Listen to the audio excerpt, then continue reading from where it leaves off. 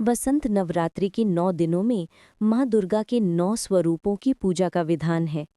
चौथे दिन जिनका पूजन किया जाता है वे है माता कूष्मांडा। ये देवी स्वरूप शक्ति, ऊर्जा, सृजन और सकारात्मकता की प्रतीक हैं। उन्हें ब्रह्मांड की उत्पत्ति कारिणी कहा जाता है। कूष्मांडा नाम का अर्थ है कु थोड़ा, ऊष्मा, ऊर्जा या प्रकाश, अंड, ब्रह्मांड या अंडाकार जगत, अर्थात वो देवी जिन्होंने अपनी हल्की मुस्कान से पूरे अंडाकार ब्रह्मांड की रचना कर दी। सृष्टि की उत्पत्ति। पौराणिक कथाओं में उल्लेख है कि एक समय था जब पूरे ब्रह्मांड में न समय था, न दिशा, न आकाश, न पृथ्वी, न सूर्य और न ही चंद्रमा। चारों ओर केवल अंधकार था। तभी माता ने अपने तेजस्वी स्वरूप से प्रकट होकर दिव्य मुस्कान बिखेरी। उस मुस्कान से एक प्रकाश पुंज उत्पन्न हुआ, जिसे हिरण्यगर्भ कहा गया। यही आगे चलकर सृष्टि का आधार बना। उस दिव्य अंड से सूर्य, ग्रह, नक्षत्र, जल, वायु, अग्नि, आकाश और पृथ्वी का निर्माण हुआ।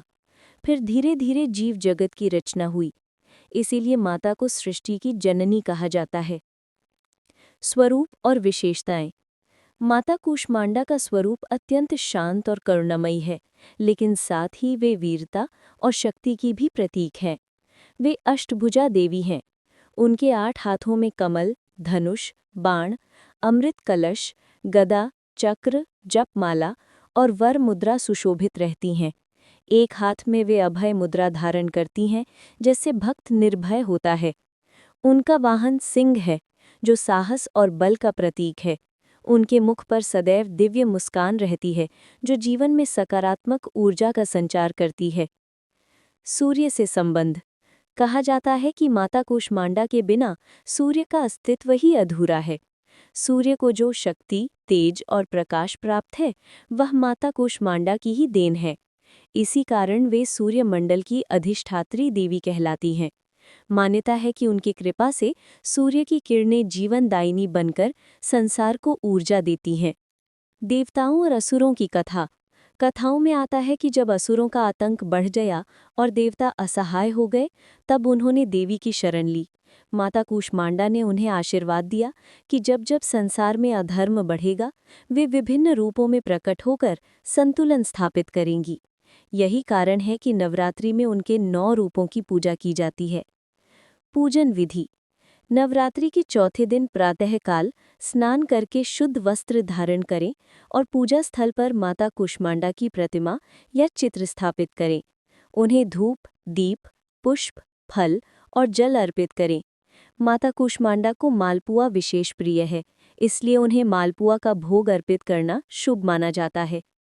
पूजा के समय ओम देवी कूष्मांडाय नमः मंत्र का जप करना चाहिए। आराधना के फल।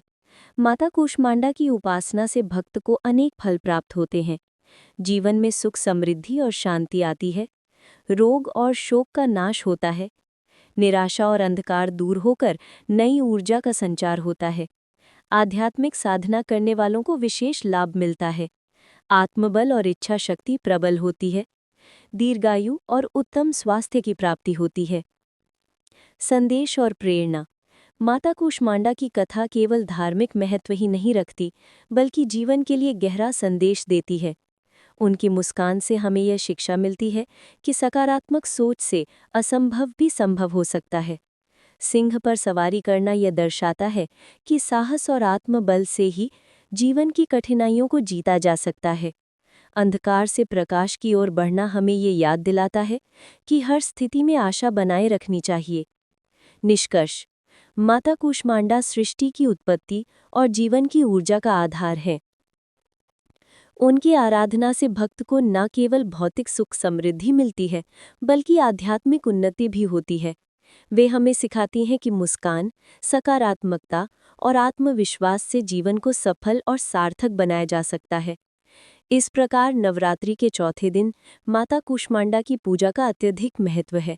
उनका स्मरण करने से भक्त का जीवन प्रकाश, ऊर्जा और आनंद से भर जाता है।